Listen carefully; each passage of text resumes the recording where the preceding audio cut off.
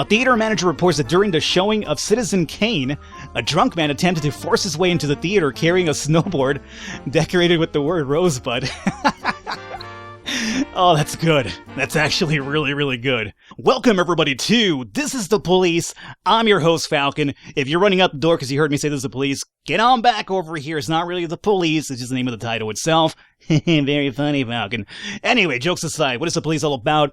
Very good question. I've been actually keeping my eye on this game since, I want to say 2014. I've had the developer's weblog bookmarked since then. I drop in like once a month to find out what's happening with the game. For a while, it seemed like it wasn't going to happen. I was really disappointed because this right here is a very unique title. But about a week ago, I got an email that mentioned, hey, the police is finally ready on the 28th. We are playing this on the 28th, more than likely, when this video comes out. We have access to the very first 40 days of the game itself. Not the entire game, just access to the very first 40 days, which is still a sizable amount, mind you. And it's a game I'm really excited to show off because I've been keeping my eyes on it for a while. This right here plays out like half adventure, half strategy. There's going to be a really big portion of the game where it's like the story of this corrupt city where you are playing the role of the commissioner, I want to say. And then the other half of the game is basically like a sim management title where you actually take care of your officers. You send them out to answer the calls, like, public disturbances. You send them out based on their merits and, events happen. The game is all about decisions and how you actually go about it. You want to be a good cop, bad cop. It's really up to you. With all that said and done, let's get into This is the Police. City Hall confirms rumors of Jack Boyd's resignation. That's going to be our character, Jack Boyd. Mayor Rogers, sex maniac. The mayor is kind of a bit of a scumbag. And over here we have Mark War II to be shown in Freeburg the day before the worldwide premiere by the mayor's personal request. Let's go on to work.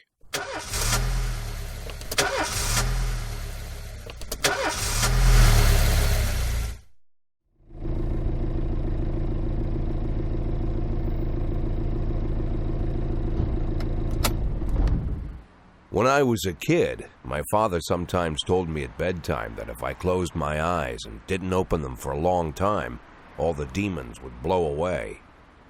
Yesterday I turned 60, but I still take his advice.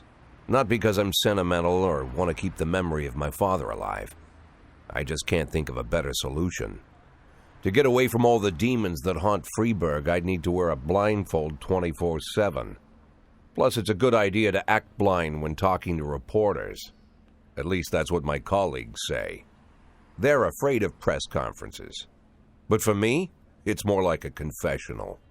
No matter what lies you tell, you're privately thinking the honest answers. It helps me remember who I am.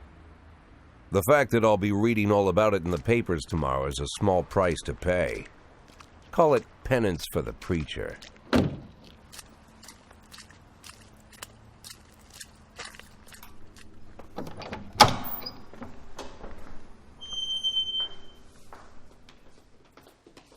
This is the first time I'm afraid of those answers my mind has given me. Not because I'm mad I'm losing my job. Though it's true, I'm mad as hell. Not because I subconsciously blame everyone else. Though I damn sure do blame them. And don't even ask me what my next move is. I can't imagine. But even that doesn't scare me. The worst thing is, I know I'm going to have to do something. And I'll be damned if I know how far I'll go.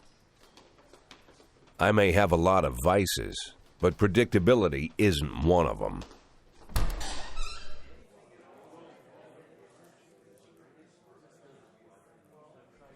I learned a long time ago how to drive away the swarming demons. But what do you do when they're trying to rip your soul from your skin? Shutting my eyes tight as I can. The best solution remains the same: play blind. I just hope the reporters think I was blinded by the camera flash. Alrighty, and right here we get to make a couple of choices about how we're taking this resignation. Do we want to be cordial about it, just take it in stride? Or do we call out the mayor on his bullshit? And I think we're going to be calling the mayor out on his bullshit. So let's start off here. We will go with good morning. Yesterday, the mayor's office officially announced your resignation. Did this come as a surprise, or you know about it in advance? Let's go with this one right here.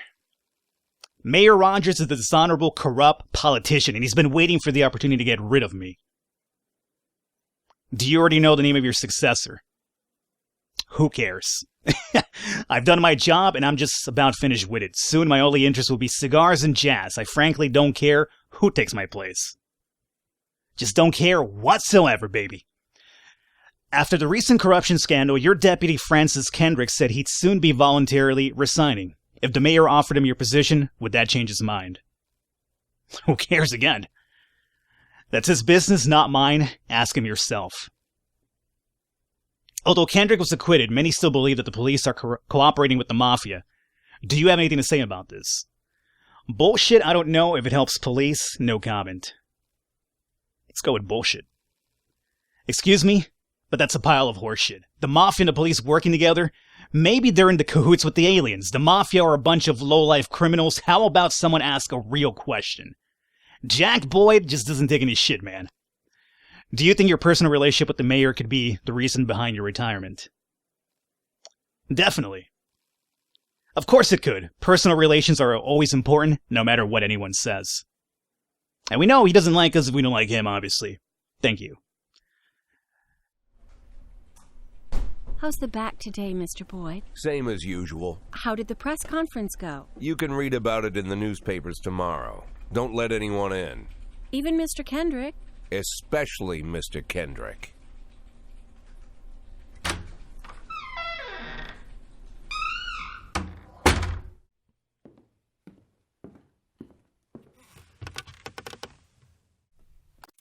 As soon as I heard the door creak, I knew what face I'd see. When I tell Emma not to let anyone in, there's only one man it could be. Rude, arrogant, no warning. That's Mayor Rogers in a nutshell. White summer shoes, white socks, white shorts, white polo shirt, and the white smile of a hungry shark. Mayor Rogers enters every room like he owns the place. Even the floorboards under his feet sound like they're creaking an apology. He never shied away from the odd corruption scheme. It's like the devil walks behind him. In the movies, the villains controlling the city play golf with the judges. Rogers plays tennis with them instead. That's about the only difference. Jack, I was hoping to catch you after the press conference. You ran away so quick.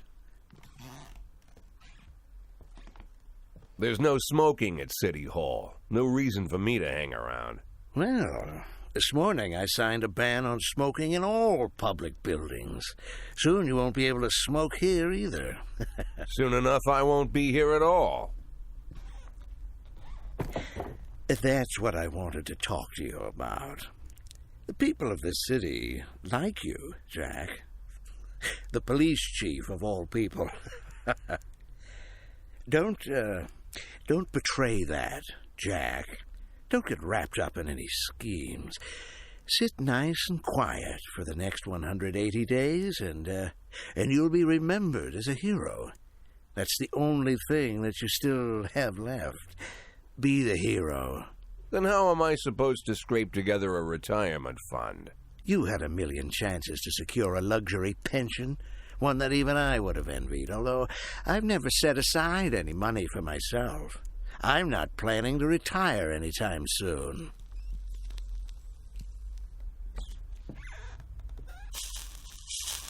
"180 days of quiet, Jack. That's all I need. I don't have any problems with you, and you won't have any problems with me. I have a new assistant, Troy Starr. If you have something to tell me, call him. But try not to bother him. He's a busy man." I'll do my best. "And quit smoking up the office. One of my friends will be using it soon."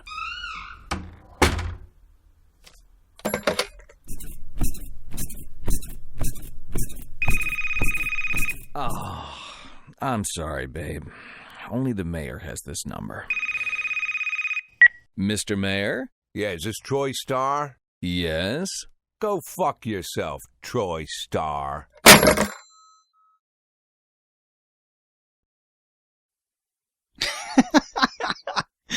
Oh, that's one way to get a call. You're in the middle of, getting your business on and somebody just calls to say fuck you. Alrighty, so day number 2, Freeburg Tribune. Francis Kendrick on rumors he might be next FPD chief. No comment. Next police chief could be one of the Boyd's subordinates. And Jack Boyd on police cooperation with mafia.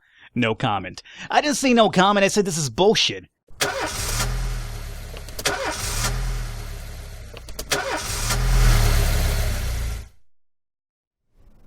Cops don't use the police station cafeteria anymore. There's some kind of stigma against sitting shoulder to shoulder with your partners.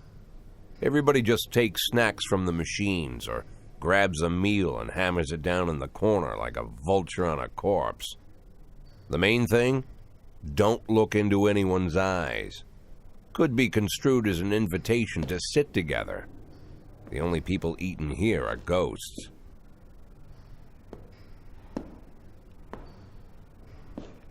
My deputy, Francis Kendrick. He recently became one of those ghosts. The subject of one of the most devastating corruption scandals in the history of Freeburg. No evidence to support the accusations, but everyone knows Kendrick's days are numbered. I need that file I asked for. Needs to be ready tonight. Francis didn't say anything, but I understood.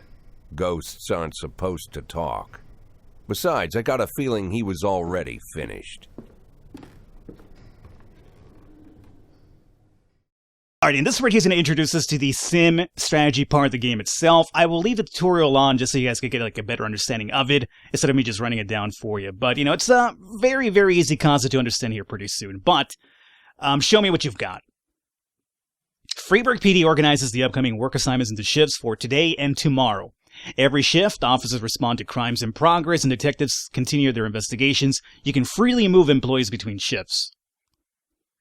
All officers and detectives possess several important characteristics. Professionalism shows the overall efficiency level of your policeman. A figure around 150 is considered average. Any policeman who falls short of this mark is not entirely reliable, while those whose professionalism is considerably higher than the average are a safe bet, even in a pinch. An individual's level of professionalism may rise and fall over the course of their career. So it's going to be this up here. Energy shows how tired your policemen are. The less energy your people have, the less reliable their work, and a policeman who is exhausted might fall asleep at the wheel or make critical errors on the job. Your employees lose 1 point of energy after each working day and restores 1 point after each day of rest, which is indicated by these bars over here on the side.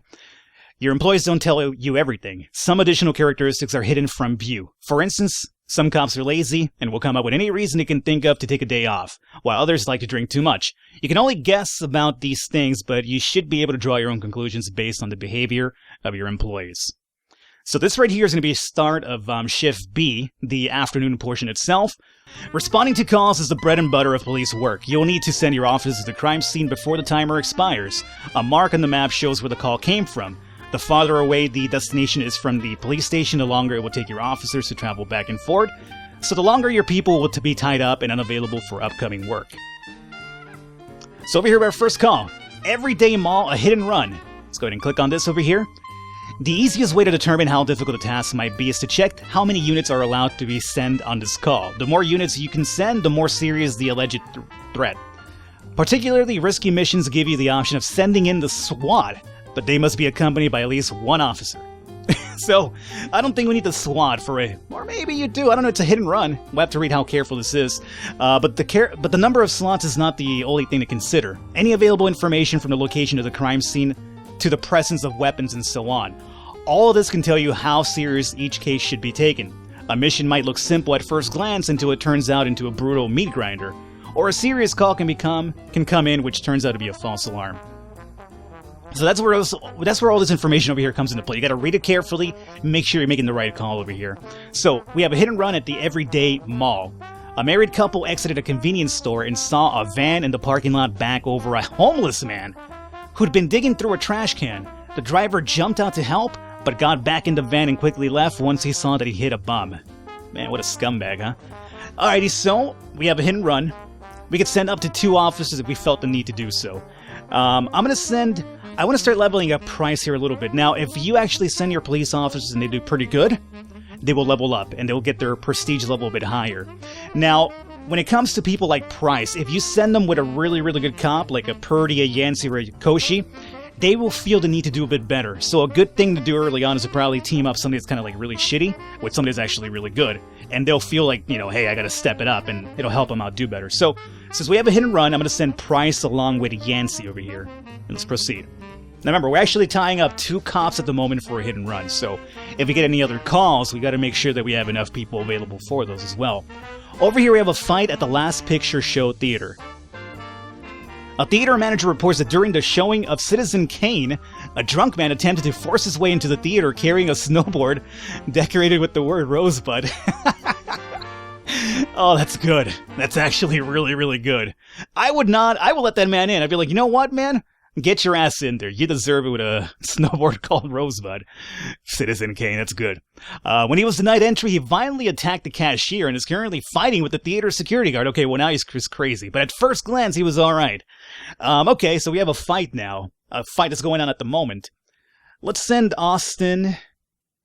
You know what? Let's send Kochi out there on her own. I think she should be fine, maybe? She's a 250 after all. We still have Officer Purdy, Officer...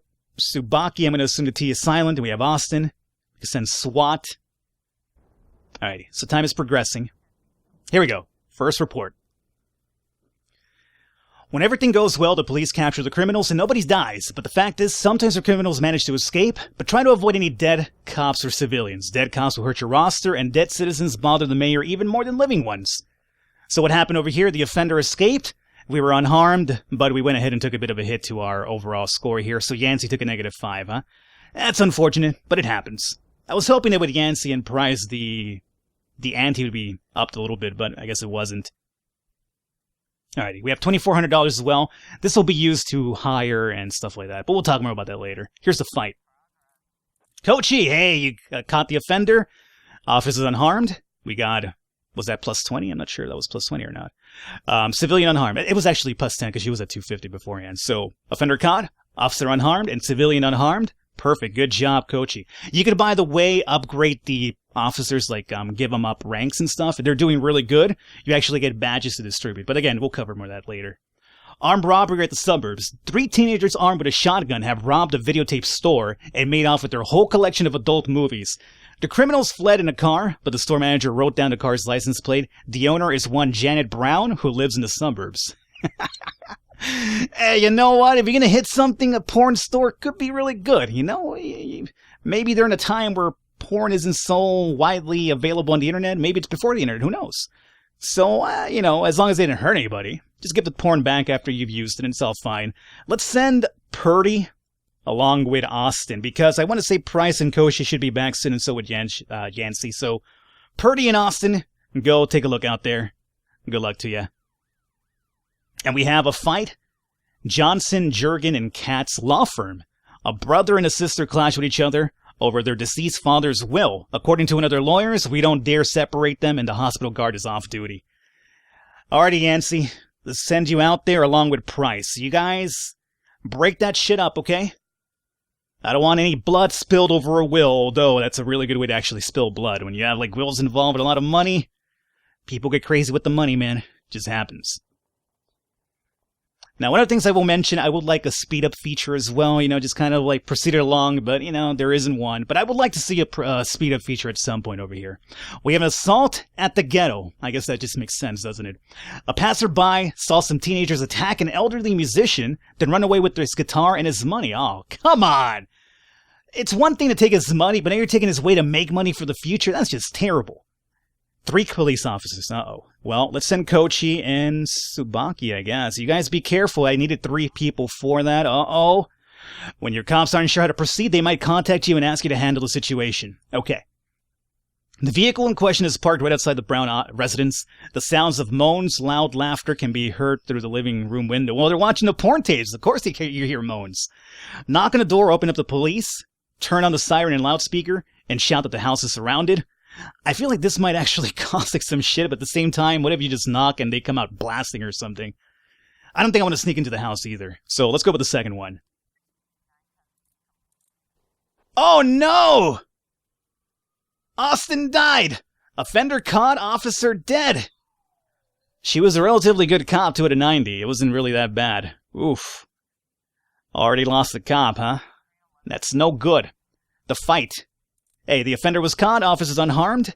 Plus 10 to Price. Hey, good job. And plus 10 to Yancey as well. So Yancey got his prestige back, and now we have leveled up Price a little teeny tiny bit there. Good job. Man, we lost Austin so early on, though. Oof. That's the name of the game over here. It's called RNG based. Like, you'll see a lot of the same cases, I want to say, day by day, but the outcomes will be completely random and based on the people you send in for the job. What, if you want to send in SWAT or not, stuff like that. So the outcomes are going to be really different every single time.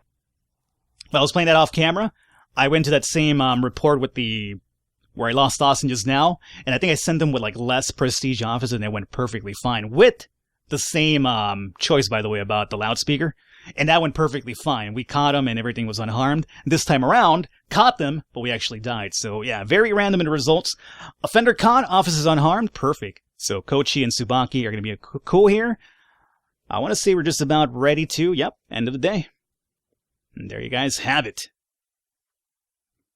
If you think you'll need a couple of extra hands tomorrow, you can order any cop to come in the next date and work overtime. But if they're working flat out, they'll be much more exhausted. Somebody's bound to make a mistake.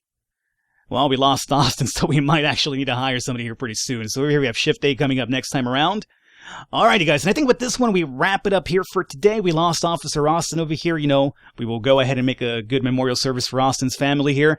I hope you guys enjoyed it. Stick around for the next episode, which will be going up pretty soon. I will catch you next time.